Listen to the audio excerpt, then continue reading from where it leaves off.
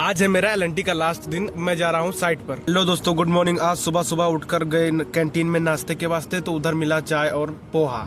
आज मेरे ट्रेनिंग का लास्ट दिन है और हमें साइट अलॉट हो चुकी है गुजरात में LNT कंपनी के द्वारा। LNT की साइट क्लास में आकर सर से बात की रहने खाने और सैलरी के बारे में, वहाँ पे कितनी सैलरी मिलती है। फिर आ गए प्रिंसिपल सर की साइन कराने। फिर पता लगा कि प्रिंसिपल सर बाहर गए हैं, तो हमने उनका बैठकर वेट किया। उसके बाद आ गए थियोडोलाइट यंत्र के साथ फोटो खिंचवाने।